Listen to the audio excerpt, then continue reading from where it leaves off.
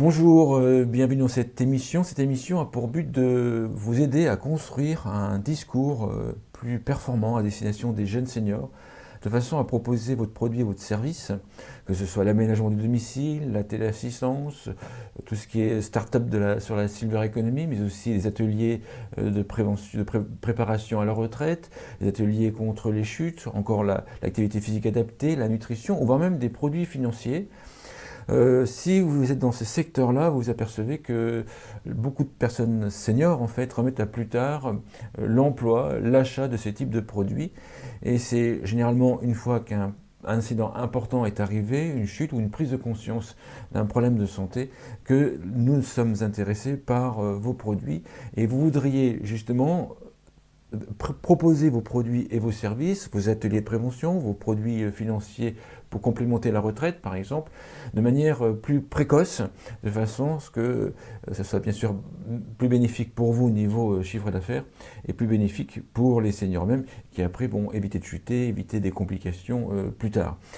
Alors justement, ça c'est un des soucis les plus importants sur la silver economy, et c'est pour les raisons pour lesquelles certains secteurs d'activité sont cantonnés sur la silver economy au grand âge, car on n'arrive pas à proposer ce type de produit, ce type de service en prévention à des âges plus jeunes. C'est vrai pour l'assurance dépendance, c'est vrai pour l'aménagement des domiciles, c'est vrai pour la téléassistance, c'est vrai pour l'activité physique adaptée, c'est vrai pour le fait de prendre une aide ménagère. Nos parents vous remettra plus tard en nous disant « ma fille, j'ai pas besoin d'une aide ménagère », alors qu'effectivement, à la maman, on s'aperçoit qu'elle a besoin d'une aide ménagère. On va expliquer pourquoi et on va donner des outils psychologiques, des outils issus de la psychologie pour créer un discours plus performant. Le blocage vient de facteurs, à mon avis, psychologiques. En tout cas, c'est une vision que je vous propose. Et ces blocages peuvent être levés au moins en grande partie avec un discours plus performant issu d'outils psychologiques qui sont puissants. Alors, cette vidéo va vous intéresser dans les cas suivants. Vous commercialisez un produit ou un service à destination des seniors et vous souhaitez augmenter vos ventes. Donc, ça, généralement, c'est les produits pour la silver economy, mais pas que. Vous pouvez être directeur marketing, chef de projet dans une assurance, dans une banque, et vous voulez proposer des produits pour les jeunes seniors en prévention, l'assurance dépendance, mais c'est aussi des produits financiers ou des produits de prévoyance. Vous proposez une démarche de prévention, par exemple vous êtes un responsable marketing ou un chef de projet chez une caisse de retraite par exemple, et vous proposez des ateliers ou des diagnostics d'habitation, ou ateliers sur la prévention des chutes, sur une meilleure alimentation, sur la préparation à la retraite. Là aussi vous pouvez rencontrer des difficultés pour convaincre des jeunes seniors de s'intéresser à vos ateliers, et vous souhaitez bien sûr augmenter, j'allais dire, la performance de vos ateliers, autrement dit, avoir plus de monde dans vos ateliers. Vous souhaitez améliorer également vos impacts de la communication. Vous êtes peut-être en charge d'un projet à la sécurité sociale et vous souhaitez mener une campagne de prévention sur différents sujets précis, plus ou moins précis, ou par rapport à la perte d'autonomie, et vous voulez augmenter l'impact de votre communication. Dans ces cas de figure, cette vidéo va vous apporter des éléments de réponse qui vont pouvoir améliorer votre discours et améliorer vos performances. Le sommaire de cette vidéo, tout d'abord, on va parcourir des raisons des difficultés, le fait que les seniors, mais nous tous, chacun à nos âges, on a tendance à remettre à plus tard ce que l'on devrait faire. Par exemple, le fait, pour ceux qui fument, ils vont remettre à plus tard le fait d'arrêter de fumer, par exemple. Donc il en est de même pour ceux qui veulent aménager leur logement. On va aménager son logement une fois que la chute a eu lieu, donc on va comprendre les raisons de ces difficultés. Ensuite, on va parcourir ensemble des bases de la psychologie, qui vont nous permettre ensuite de vous proposer au moins 3 stratégies précises pour pouvoir avoir un discours plus performant et augmenter les résultats de vos projets. Ensuite, on va aborder des outils généraux de la psychologie. Effectivement, il va y avoir des différences si vous êtes en charge d'une campagne nationale ou en charge d'une campagne plus ciblée sur quelques dizaines ou quelques centaines ou quelques milliers de seniors. La stratégie va être différente. Dans le deuxième cas, on va pouvoir utiliser une stratégie très précise.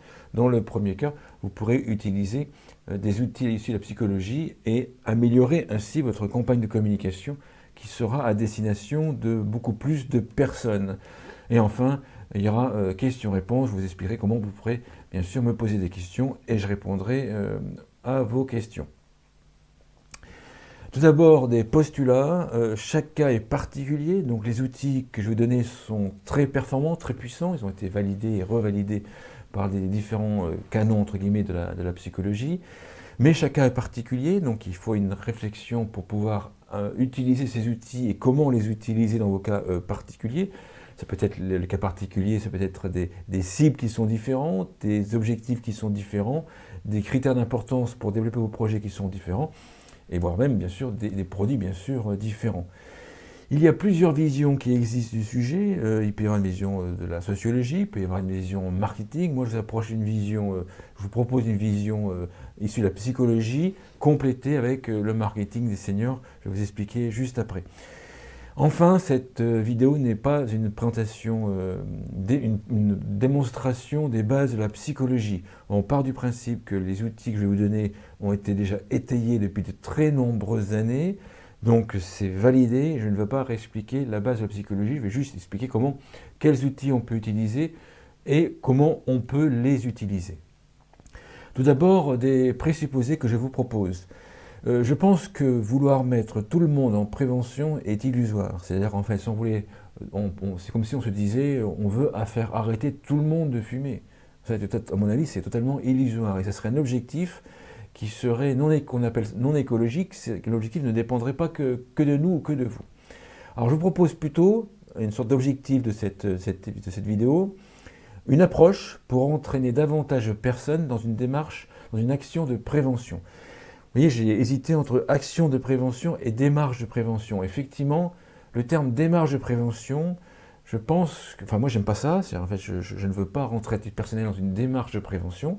Par contre, je veux avoir des comportements, des actions qui participent effectivement à mon mieux-être plus tard, à une sorte de prévention, mais je ne rentre pas enfermé dans une démarche. On en parlera plus tard, mais les termes ont de l'importance pour pouvoir motiver les jeunes seniors à utiliser vos services, vos produits, vos ateliers et être réceptifs à vos communications.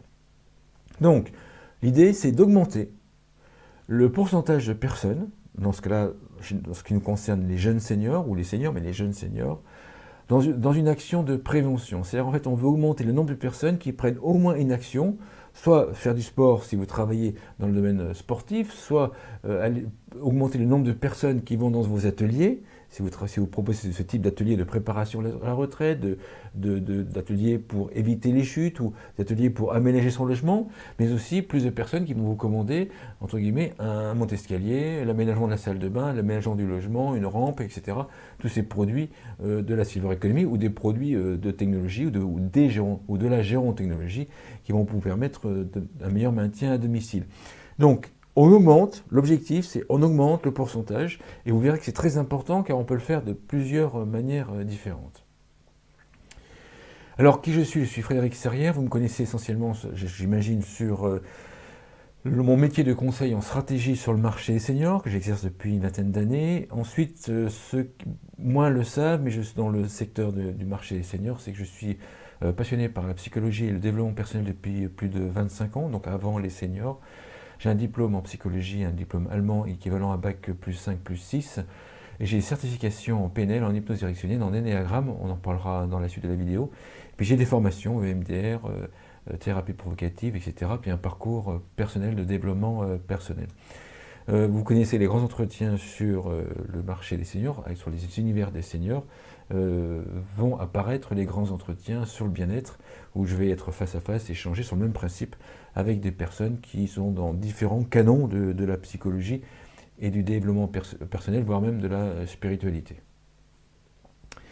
Alors, pour cette présentation, quels sont les outils que je vous propose de vous présenter ou quels sont les outils que j'ai utilisés pour construire cette vidéo et cette présentation?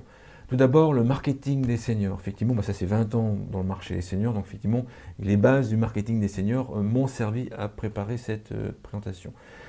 Ensuite, il y a la psychologie, donc la PNL, la programmation neurolinguistique pour ceux qui connaissent, l'hypnose ericksonienne, énéagramme, le storytelling et les éléments de la psychologie sociale et différents éléments. Bien sûr, on va voir ça un petit peu plus dans le détail, je vais vous expliquer comment ça fonctionne et comment ça peut être utilisé de manière assez simple sans avoir fait beaucoup de formation sur ces sujets.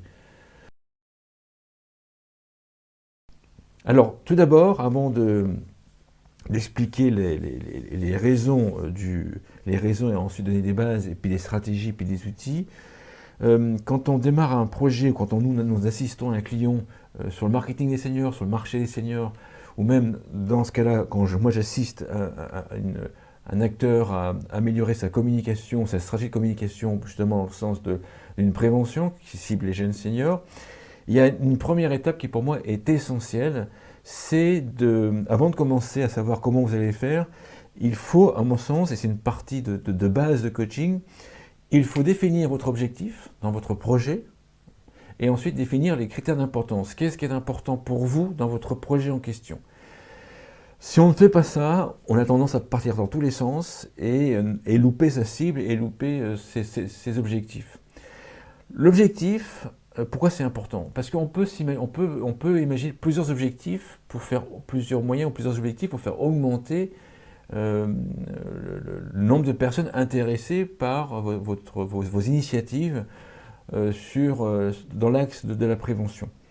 Par exemple, si l'objectif c'est d'augmenter le nombre de personnes intéressées par votre produit ou votre service ou intéressées par votre campagne de communication.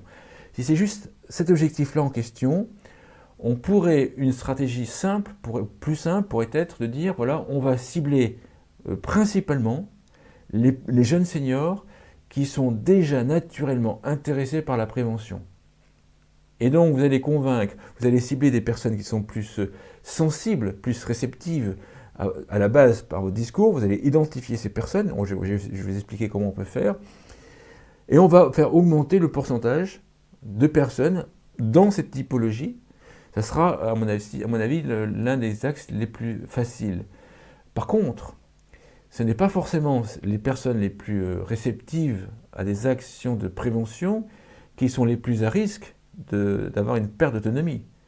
Ces personnes en question font déjà du sport, mangent généralement correctement, donc vont juste rajouter un élément, c'est-à-dire adapter le logement de manière préventive, ou prendre une téléassistance de manière préventive.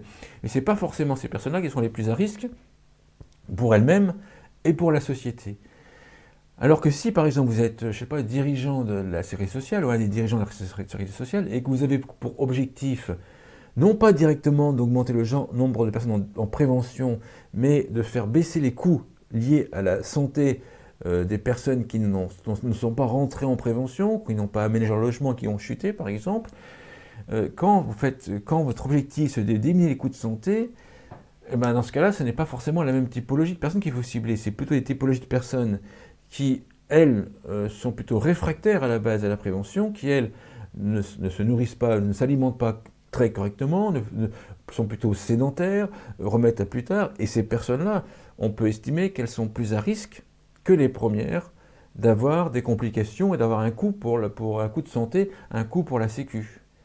Et donc, dans ce cas en question, ce n'est pas le groupe-là qu'il faut cibler, c'est plutôt le deuxième groupe, mais même si ça risque d'être plus difficile, en tout cas, la communication devrait être encore plus affinée, parce que c'est des gens qui seront réfractaires à la base, ça sera plus judicieux par rapport à votre objectif de cibler le deuxième groupe. Donc voilà pourquoi avoir un objectif clair est primordial dans la stratégie que vous allez développer. Et je vais vous expliquer un petit peu en détail durant cette vidéo.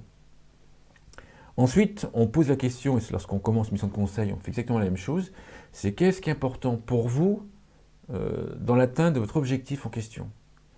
Ça peut être aider les personnes âgées, ça peut être faire du chiffre d'affaires, ça peut être sur le court terme, sur le moyen terme, ça peut être développer de nouveaux produits, ça peut être vous développer sur une zone en question, ça peut être cibler les aidants aidés. Bref, il y a des critères d'importance qui vont vous mener à votre objectif.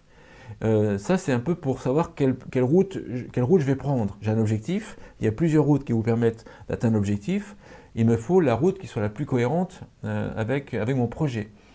Donc, j'en parle dans d'autres vidéos, on classe ces critères, du plus important au moins important, ce que j'appelle la colonne vertébrale des critères de votre projet, et ensuite, on va pouvoir développer des stratégies par rapport à ces deux piliers, Et on en sera davantage certain que la stratégie que vous allez utiliser va vous amener à votre projet et par la route qui sera la plus cohérente avec ce qui est important pour vous.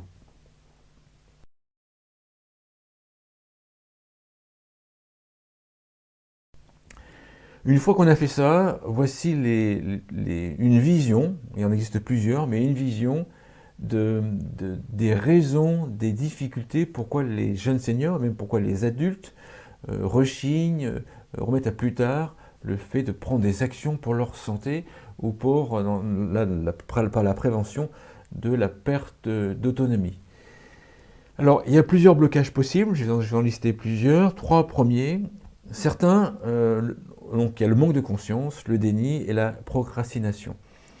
Le manque de conscience, c'est je n'ai pas conscience, par exemple, que le sel, ou manger trop de sel, a une incidence sur l'hypertension. Je n'ai pas l'information et je n'ai pas conscience de ce phénomène en question.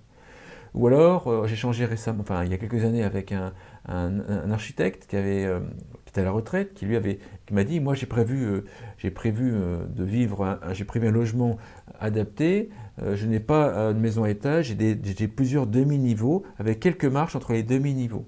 Et lorsqu'on avait calculé avec lui le nombre de fois qu'il passait dans les demi-niveaux, on s'apercevait qu'il était plus souvent dans les marches d'escalier que s'il avait une maison à un étage.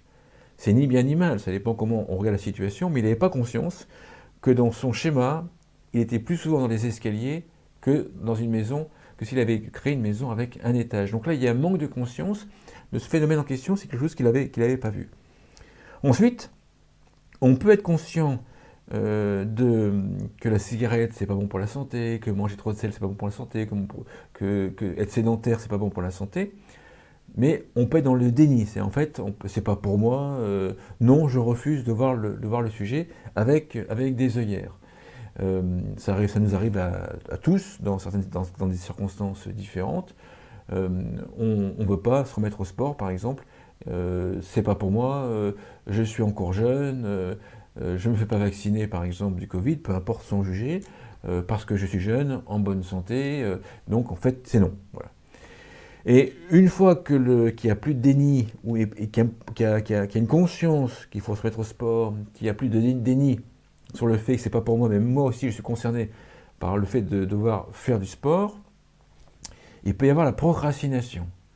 On verra plus tard, on verra plus tard, on remet à plus tard la difficulté, le fait de se remettre à une activité physique, le fait d'aller dans un atelier que vous pouvez proposer, le fait d'aménager son logement, et on va expliquer, il y a plusieurs raisons pour lesquelles on peut remettre à plus tard un sujet.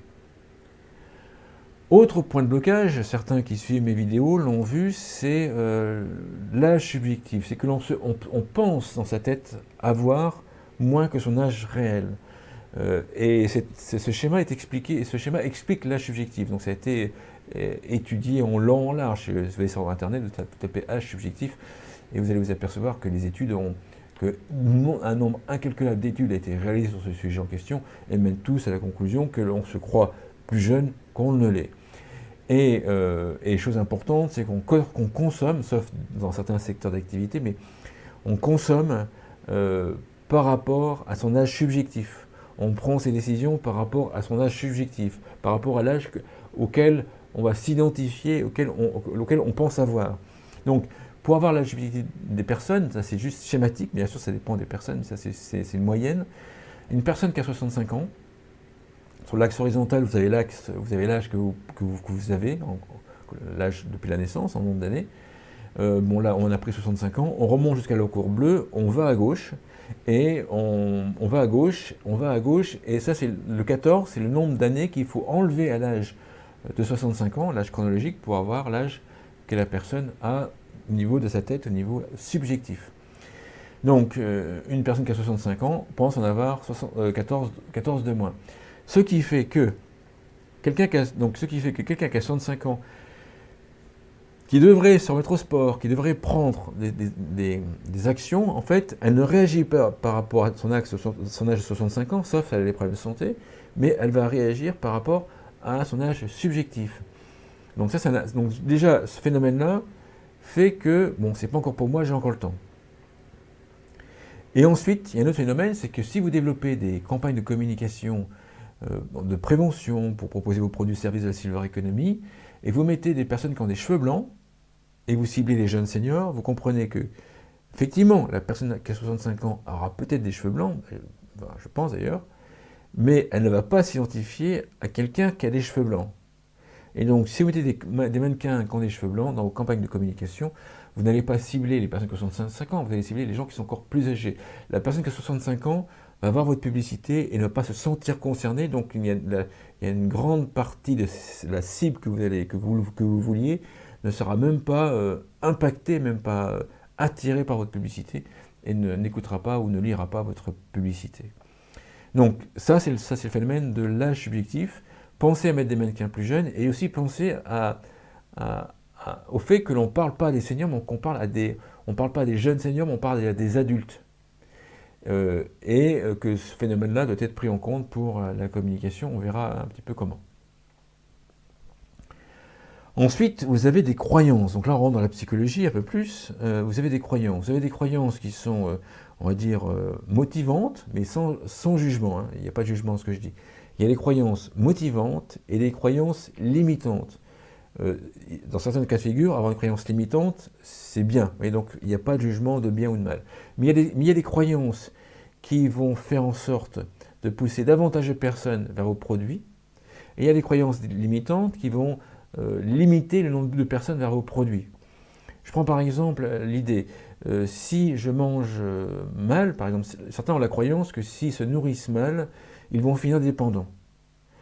Ces personnes-là qui ont cette croyance en question vont être beaucoup plus réceptives à vos ateliers sur l'alimentation, à vos produits sur l'alimentation, parce qu'il y a la croyance qui va les aider, qui va les pousser. Vous voyez, les croyances, ça permet de nous pousser dans un sens ou de nous bloquer. Par contre, il y a des croyances, et ça je pense qu'il faut les étudier secteur par secteur, et je vous dirai après comment on le fait. Certains disent, bon, par exemple, comprendre des solutions de revenus complémentaires à l'âge de 55 ans, c'est trop tard. Donc, de toute façon, c'est trop tard. Vous voyez. Donc, certains ont la croyance, c'est trop tard dans le secteur d'activité. Si votre communication, si vous communiquez à destination de personnes qui pensent que de toute façon c'est trop tard, vous comprenez bien qu'en fait, vous avez la campagne de communication, si elle ne court-circuite pas, entre guillemets, ou si elle ne prend pas en compte la croyance, la campagne aura un effet qui sera largement moindre. D'autres qui disent il faut profiter de la vie, c'est les bons vivants, c'est ceux qui vont dire la bonne chair, je mange bien parce qu'il faut profiter de la vie. Et on verra après ce qui arrivera. Ces personnes-là sont plus difficiles à convaincre que quelqu'un qui dit oh là, la vie est courte, je risque d'être dépendant, il faut que je mange correctement. D'autres ont une croyance comme quoi la vie est longue, c'est-à-dire en fait ils disent que vendredi prochain c'est dans très longtemps, ou alors vendredi prochain c'est bientôt, pour ceux qui ont une vision très courte. Donc ceux qui pensent que vendredi prochain c'est dans très longtemps ou que dans la retraite c'est dans très longtemps, on aura encore 10 ans pour y penser. Là aussi effectivement il y a une difficulté à être réceptif pour ces personnes en question de votre campagne de communication. Certains vont penser que manger correctement, aménager son logement, prendre une aide ménagère, c'est pour les faibles. Il y a une partie des personnes, environ entre 15 et 20% des personnes, qui sont susceptibles d'avoir cette croyance en question. Et qui vont expliquer, ma fille, j'ai encore toute ma tête, j'ai pas besoin d'un pilier connecté, ma fille, j'ai toute ma tête, j'ai pas besoin d'une aide ménagère, ma fille, j'ai toute ma tête, j'ai pas besoin d'une téléassistance, alors que la personne aurait besoin de ces services en question, mais elle croit que c'est pour les faibles, elle refuse sa faiblesse, elle refuse de reconnaître, ou devant d'autres personnes, de se reconnaître elle-même, qu'elle est un peu diminuée. Et ensuite, certains vont penser, il y a à peu près 10% des personnes qui vont penser que c'est mal de penser à soi. Ça c'est curieux, mais ça existe. Et là également, c'est très difficile à convaincre ces personnes en question d'aller dans un atelier de prévention, par exemple, pour prendre soin d'elles, si on n'a pas travaillé sur ces croyances en question. Alors ça, bien sûr, c'est des croyances qui sont données de manière générale. Dans chaque secteur d'activité, dans vos secteurs, il y a des croyances qui sont propres. Donc, comment nous faisons pour détecter les croyances? Bien sûr, c'est avec un psychologue. Alors, moi, je peux le faire parce qu'effectivement, j'ai les diplômes. J'ai surtout la capacité de le faire. Mais vous pouvez travailler avec des psychologues ou nous faire travailler. On peut travailler ensemble sur vos projets. Et on va interviewer, alors il y a plusieurs façons de le faire, pour voir les croyances motivantes, les croyances qui poussent à acheter votre produit. L'idée, c'est d'interviewer des personnes qui sont déjà dans vos ateliers, qui ont déjà acheté votre produit, votre service, ou qui se sont déjà remis au sport chez vous et qui ont enduré. C'est en fait, ils sont venus dans vos ateliers et qui ont continué vos ateliers. C'est qu'ils ont accepté et ils sont motivés par continuer. Et ce qu'on va faire, c'est qu'on va les modéliser, on va les décortiquer, on va les échanger en face à face avec eux, avec des outils psychologiques pour identifier les croyances que ces personnes peuvent avoir vis-à-vis qui vont expliquer le fait qu'elles continuent, qu'elles sont mises à faire du sport et qu'elles continuent à faire du sport. Donc on va identifier les valeurs, les croyances motivantes. Par contre, si vous voulez convaincre un plus grand nombre de personnes, et des personnes qui sont plutôt réfractaires, il va falloir comprendre quelles sont leurs croyances dans votre secteur d'activité qui limitent ou qui empêchent ou qui font que ces personnes la procrastinent par rapport, pour par exemple aménager leur logement par exemple. Il va falloir comprendre ces croyances et ensuite il va falloir que la communication tienne compte de ces croyances et court-circuite ces croyances. Si par exemple j'ai la croyance c'est je ne sais pas me faire à manger, on peut faire une communication sur comment se faire à manger sans expérience, par exemple, ou avec peu d'expérience.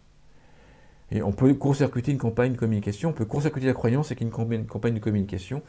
Ça, bien sûr, il faut le faire avec des psychologues et puis le faire, on va dire, très, très correctement pour que ce soit performant, sinon ça ne marchera pas, bien évidemment. Ensuite, autre blocage qui peut exister, vous avez les craintes et les peurs. Il peut y avoir la peur de ne pas savoir faire. C'est en fait, j'ai peur de ne pas savoir me faire manger, j'ai peur de ne pas savoir aménager mon logement, par exemple. Certains ont peur de la mort et de la maladie. Je ne veux pas penser à ce sujet en question. Vous me parlez d'aménagement du logement, vous me parlez de la perte d'autonomie, vous me parlez de risque de l'EHPAD plus tard. Top, top, top. J'ai peur de la mort, j'ai peur de la maladie, je ne veux pas le voir en question. D'autres ont peur de ne pas avoir assez de connaissances pour se faire correctement à manger. Ont peur de ne pas savoir trouver la bonne information, par exemple. Quand une personne a peur de ne pas savoir faire, de ne pas trouver la bonne information, généralement, inconsciemment, ces personnes ne se mettent pas dans le mouvement pour aller chercher une information. Si elles croient qu'elles ne vont pas trouver l'information, elles n'auront pas l'idée, en général, d'aller sur Internet, par exemple, pour chercher une information ou de demander à des amis avant même qu'une personne vienne d'elle-même leur proposer la solution. Oui, la peur en fait peut bloquer complètement tout un champ. La peur en fait, la peur a tendance à sur un secteur, sur un sujet, a tendance à focaliser l'attention, à restreindre le focus de l'attention et donc à oublier plein de potentiels. C'est parce qu'on dit voilà, on ne crée pas la créativité, on n'est pas les plus créatifs, on n'est pas les plus optimistes quand on a peur parce qu'effectivement on ne voit pas toutes les possibilités et on se concentre uniquement et on mouline, généralement on rumine sur la peur en question. Certains ont peur de mal faire. Donc l'appareil face à face, avec un psychologue, en échangeant avec les personnes, on va comprendre quelles sont aussi bien leurs croyances, mais dans ce cas-là, quelles sont leurs peurs et leurs craintes qu'elles ont par rapport à votre produit et votre service.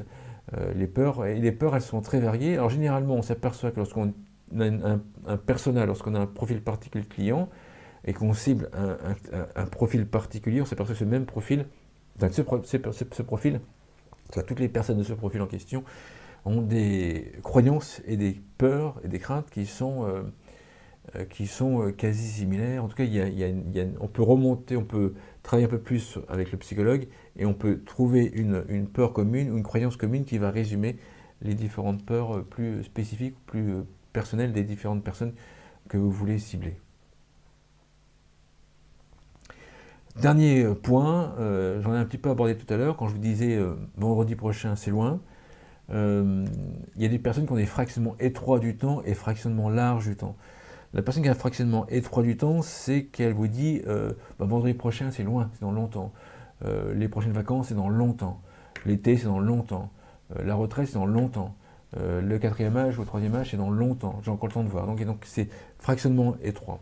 Et les personnes qui sont en fractionnement large vont imaginer que vendredi prochain c'est rapidement, que la retraite peut arriver rapidement, que les prochaines vacances sont rapides, et on voit bien que ces personnes dans la deuxième catégorie, en fractionnement large, vont préparer leur retraite, vont préparer leurs vacances, vont préparer leur week-end largement avant les autres. Les autres vont avoir tendance à dire, moi j'ai encore le temps de le faire, donc on verra un peu plus tard. Donc là, vous voyez, ça explique une partie de la procrastination également. C'est j'ai encore le temps de voir les choses, j'ai encore le temps d'aménager mon logement, j'ai encore le temps d'arriver à la retraite. Il n'y a pas de panique, voilà. Alors que ceux qui ont un fractionnement large vont pouvoir être plus sensibles à la prévention et pouvoir avoir un discours, être plus sensible à un discours de prévention.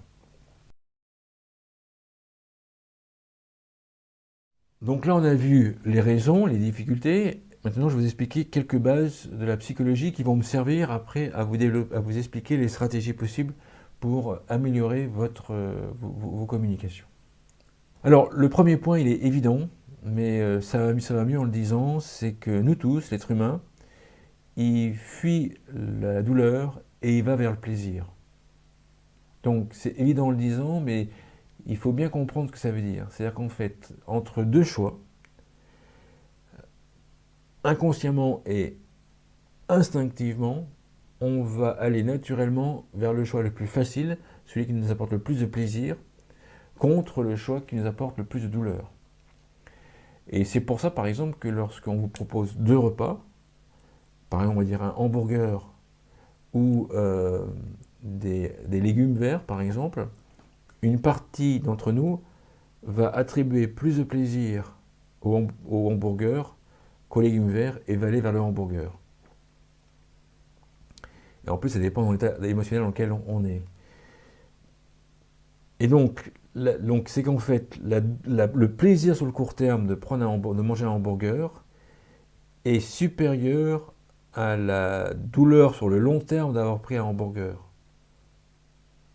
Ou la douleur de ne pas avoir pris les légumes verts est supérieure à la douleur plus tard, au plaisir plus tard d'avoir pris des hamburgers. Et cette balance entre le plaisir et la douleur. Donc oui, je pense que vous commencez à voir où je veux aller, où je veux en venir, c'est que l'idée c'est d'augmenter le plaisir d'aller dans vos ateliers, le plaisir de prendre votre produit, et de diminuer le plaisir, la douleur, et d'augmenter la douleur, d'augmenter la douleur de ne pas prendre une action tout de suite. Voyez, donc on va augmenter le plaisir d'aller à vos ateliers, et on va augmenter la douleur du risque de ne pas aller dans vos ateliers en question. Donc on verra après, on peut le faire sur différentes manières. En tout cas, la première idée, c'est on fuit le plaisir, on fuit la douleur. Donc pensez-y, si votre communication est adaptée, est très très adaptée, mais qu'en fait elle déclenche quand même de la douleur sur le court terme, d'aller dans vos ateliers ou d'aller faire aménager mon logement, si vous êtes ergothérapeute par exemple, votre communication n'aura pas un impact au point, au moment, au niveau que vous l'auriez souhaité. Ensuite, le fonctionnement des objectifs. Bon là c'est vrai, là on parle des jeunes seniors, mais on peut parler de nous tous dans la vie quotidienne. Quand on a un objectif, on l'a définit plus ou moins consciemment. Et pour atteindre cet objectif, il y a des blocages, des obstacles qui peuvent se mettre Les obstacles peuvent être je ne sais pas me faire manger, je ne sais pas par où commencer pour aménager le logement, je ne sais pas comment organiser une aide ménagère, par exemple. Et il y a des craintes, j'ai peur de ne pas y arriver, j'ai peur d'être ridiculisé si je me balade chez moi devant mes enfants avec mon médaillon de téléassistance, etc. Et donc, il y a un objectif, et l'atteinte de l'objectif est freinée par des obstacles et par des craintes. Et une campagne de communication de manière globale, pour permettre à plus de personnes d'aller vers leurs objectifs, c'est de leur permettre, de leur donner une stratégie pour aller à l'objectif qui va résoudre, en tout cas qui va les aider à contourner les obstacles et qui va les rassurer sur leurs craintes en question. Et c'est cette démarche-là qui va faire en sorte que la communication va être plus simple. Donc, Les obstacles peuvent venir de croyances, par exemple, de la réalité extérieure qui peut bloquer. Par exemple, je n'ai pas l'argent nécessaire pour aménager mon logement, c'est un obstacle, par exemple. Et les peurs, c'est je ne sais pas aménager mon logement, j'ai peur d'être ridicule si je fais changer ma salle de bain et je fais aménager avec une baignoire à porte, si les amis qui vont venir chez moi vont me dire que j'ai une baignoire de vieux, par exemple. Donc, donc là, il va falloir rassurer, donc contourner les obstacles, donner des solutions pour résoudre ou contourner les obstacles, et ensuite permettre de rassurer la personne et de baisser ses craintes et ses peurs. Donc voilà le schéma global de la communication qu'on va créer. Ensuite, et ça c'est très important, très important, quand nous avons, je pense que ça nous est tous arrivé, quand nous avons remis à plus tard une action, par exemple. On a remis à plus tard le fait de, je sais pas, de faire la révision de la voiture, ou de changer un pneu de vélo, et puis brusquement le pneu en fait a éclaté, ou la voiture est tombée en panne. À ce moment-là, la plupart des êtres humains, sauf ceux qui sont très narcissiques, j'allais dire pervers narcissiques, qui eux ne ressentent pas la gêne, ou très peu la gêne, la plupart d'entre nous, à ce moment-là, on ressent de la culpabilité. Même si ce n'est pas notre faute, en fait, on ressent de la culpabilité. Et donc, la culpabilité va nous empêcher d'en parler, va nous empêcher de prendre les bonnes mesures, va nous empêcher de passer à l'action. Quelqu'un qui a refusé d'aménager son logement devant la famille, par exemple, mais non, ma fille, en compte de ma tête, je n'ai pas besoin d'aménager la salle de bain en question.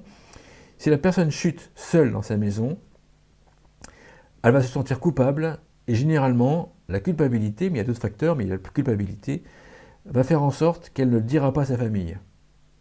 Et qu'elle va continuer à ne pas changer d'avis et à ne pas aménager son logement. Et d'ailleurs, on le voit dans une étude qui était faite par Association Prévention, c'est une association qui a fait une étude sur les chutes des personnes âgées sur les chutes des personnes âgées en octobre 2021, ou enfin automne 2021, on va dire. Et on voit que le nombre de personnes qui ont conscience de la dangerosité de leur salle de bain, ou la dangerosité de leur logement, une grande partie de ces personnes en question ne font pas les aménagements. On voit même qu'un nombre de personnes qui ont chuté n'aménagent toujours pas leur logement derrière. Donc il y a plusieurs raisons, mais il y a une des raisons qui est la culpabilité. Et donc ce qu'il faut faire, absolument, c'est en fait, il faut déculpabiliser la personne. J'ai pas pris une téléassistance à temps, il faut la déculpabiliser. C'est normal, beaucoup de personnes sont dans votre cas de figure, la plupart des gens ne prennent pas une téléassistance avant d'avoir chuté. Madame, c'est tout à fait normal. C'est normal de ne pas venir en atelier avant d'avoir chuté, la plupart des personnes le font, c'est normal. Oui, on est nombreux à être dans ce cas de figure, et moi quand quelqu'un me dit « je n'arrive pas à faire ceci », etc., moi je dis toujours c'est normal, moi aussi dans cette circonstance, je n'y arrive pas du tout. C'est pour faire en sorte de montrer à la personne que j'ai compris cette personne en question, et de façon à ce qu'on enlève la culpabilité. Voilà. De façon à ce qu'on enlève ce sentiment de culpabilité qui va bloquer. La culpabilité bloque les décisions. Donc il faut qu'il y ait une campagne de communication qui explique tant de personnes chutent par an, c'est normal de ne pas... beaucoup n'aménagent pas leur logement, c'est tout à fait normal par rapport à la masse de personnes qui n'aménagent pas leur logement. Mais ça ne suffit pas. Ensuite, ce qu'il faut faire, c'est créer un ennemi commun sur lequel porter la responsabilité du non-aménagement de l'annonce prise de téléassistance ou du non-aménagement du logement. Il faut désigner un ennemi commun. Et alors, l'ennemi commun peut être une personne physique, par exemple, mais aussi une personne, un système, la société.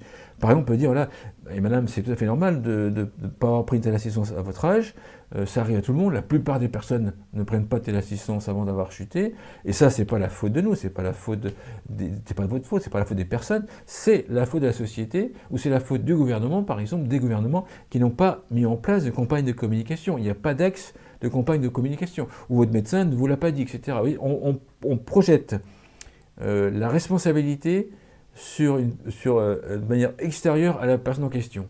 Et là, effectivement, une fois qu'on a fait ça, donc ça se réfléchit, hein, il faut identifier les bonnes personnes pour que ce soit crédible, en tout cas le bon ennemi pour que ce soit crédible. Une fois qu'on a fait ça, la personne, elle est beaucoup plus ouverte à prendre votre produit, votre service, en tout cas à vous écouter, à écouter votre campagne de communication. Si vous ne faites pas ça, toutes les personnes qui ont remis à plus tard, ou qui auront été dans la culpabilité, ou qui sont dans la culpabilité de ne pas avoir pris conscience des problèmes avant. Par exemple, l'architecte, tout à l'heure je vous expliquais d'un architecte qui a fait une maison à plusieurs niveaux. Quand il a pris conscience, il était un peu gêné, parce qu'en plus c'était son métier. Voilà. Et donc là, je ne sais pas comment j'ai réagi, mais on aurait pu lui dire, écoutez, c'est normal, hein, quand on est le nez dans le guidon, c'est le cordonnier le plus mal chaussé, c'est un grand classique, quand on est dans le guidon, on ne voit pas toutes les difficultés auxquelles on peut faire face.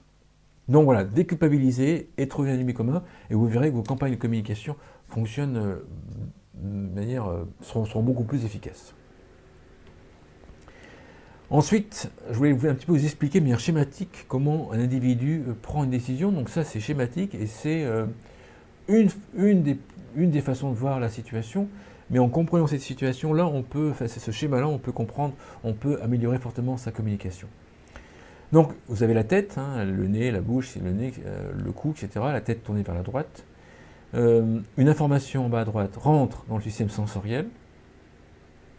Donc là, je parle de l'impact du vieillissement sur le système sensoriel dans d'autres vidéos, ce n'est pas le sujet d'aujourd'hui. L'information rentre dans le cerveau et une décision peut être prise. Par exemple, si on pose une question, la décision de répondre à la question peut être prise, ou la décision d'acheter un produit, ou la décision de prendre la décision de se remettre au sport, la décision d'aller dans un atelier de prévention des risques de chute, par exemple. La décision, elle dépend de l'état émotionnel dans lequel on se trouve, des références que l'on a par rapport à votre produit, votre service, c'est-à-dire en fait ce à quoi on pense tout de suite, inconsciemment, instinctivement, quand vous présentez votre service, par rapport aux besoins de la personne, par rapport aux valeurs de la personne et aux croyances de la personne en question. Donc si on creuse un petit peu, l'état émotionnel, on s'aperçoit qu'on prend des meilleures décisions, en tout cas on est plus susceptible d'accepter ce qui nous est proposé si on est en émotion positive. Alors effectivement, certains vont me dire, voilà, on peut d'abord faire peur à la personne, et ensuite faire une sorte de relapse, et ensuite proposer une solution, et remonter la personne en état émotionnel. Effectivement, on peut faire ce schéma-là. Certains vont dire que c'est pas forcément très éthique, bon, bref, chacun son opinion. Mais en tout cas, on prend plus de décisions favorables à ce que vous proposez lorsque la personne est en état émotionnel positif. Comment on obtient en une campagne de communication un état positif? Soit en fait on montre des seniors avec leurs petits-enfants par exemple pour créer un côté émotionnel et la personne va automatiquement en référence penser à ses propres enfants, ses propres petits-enfants, c'est la référence, c'est à quoi va penser. Soit on montre des personnes qui sont en train de faire une activité, des publicités qui sont lumineuses, avec un paysage lumineux derrière, le soleil bien sûr, bien évidemment, et on évite les photos en noir et blanc par exemple, qui vont plutôt, en règle générale, dans la grande majorité des gens, plutôt diminuer l'état émotionnel. Donc lumineux, des couleurs, du mouvement et de l'émotion entre les personnes. Ensuite également, il faut réfléchir à la référence, ce à quoi la personne pense quand on vous le présentez votre produit ou le parlez de votre produit tout de suite, inconsciemment. Là c'est pareil, on fait face à face, on le fait avec des psychologues. Si vous partez, par exemple, si vous présentez une téléassistance, certains vont penser à une personne âgée qui fait pipi par terre, par exemple. Ou certains vont penser à la dernière fois qu'elles ont chuté, par exemple. Et en pensant à ces références en question, on dégringole les personnes émotionnelles et c'est pas favorable à accepter la prévention. Donc il faut, supposons par exemple que la personne âgée a une référence du portage de repas qui est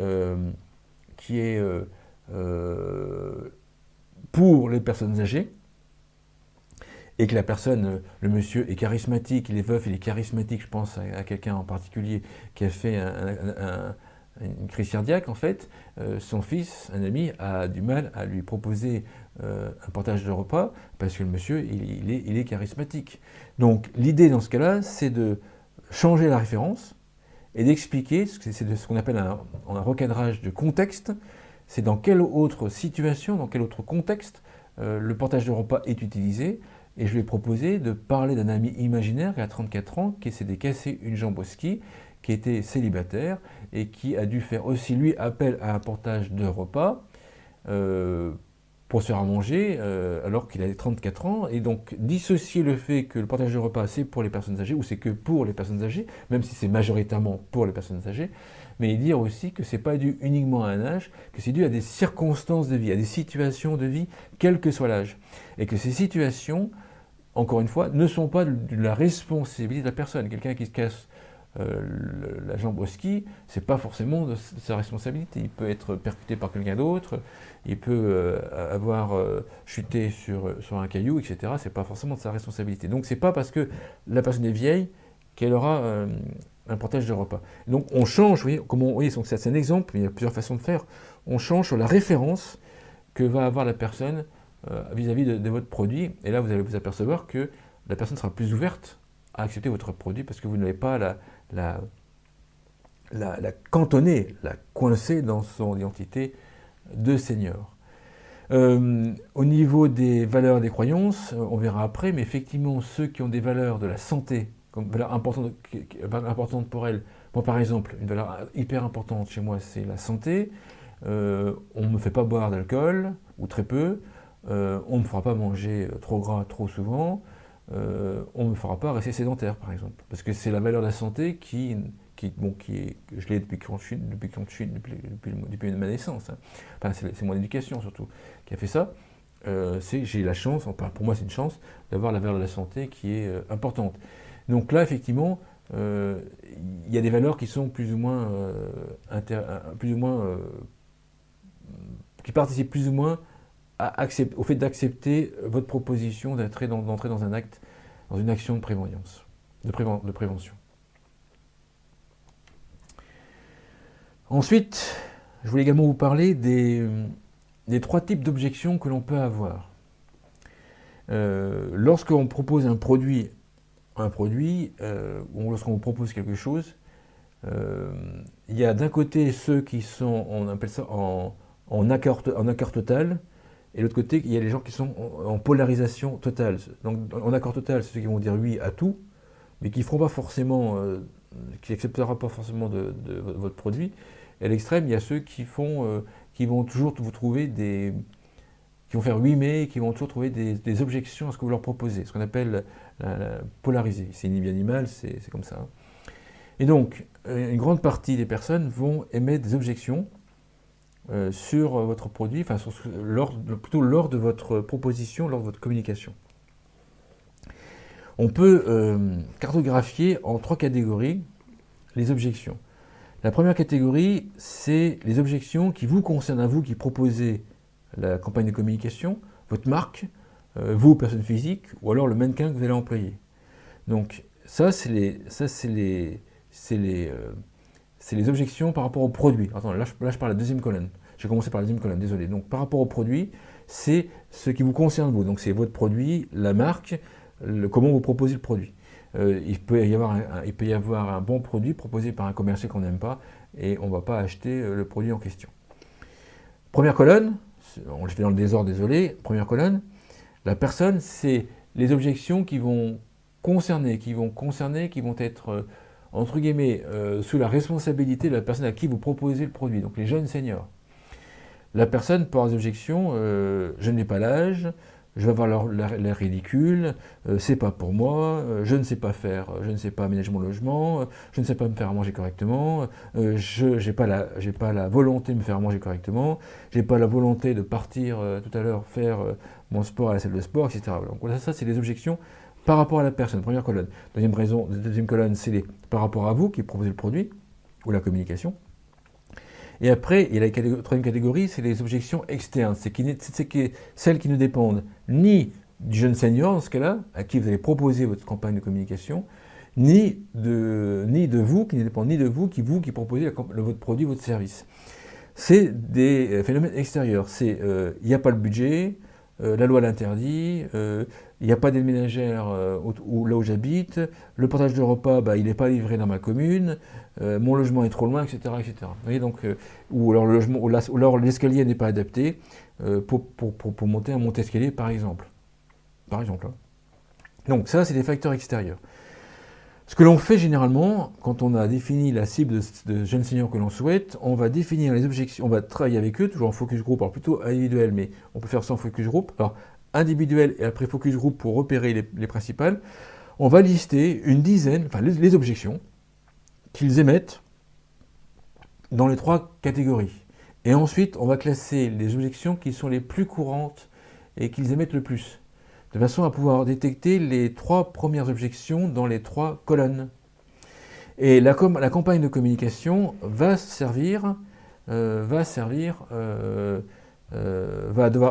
devoir utiliser et répondre aux objections avant même que l'objection apparaisse. Supposons par exemple qu'on cible des personnes qui ont des logements qui sont difficilement aménageables, où l'escalier est étroit par exemple, et que nous vendons des monte-escaliers. On sait qu'on cible des personnes qui sont dans des logements dont l'escalier est étroit. Avant même d'avoir proposé notre produit, on va proposer un guide qui va être sur un guide ou un article qui va être comment aménager ou comment faire installer un monte-escalier dans un escalier étroit.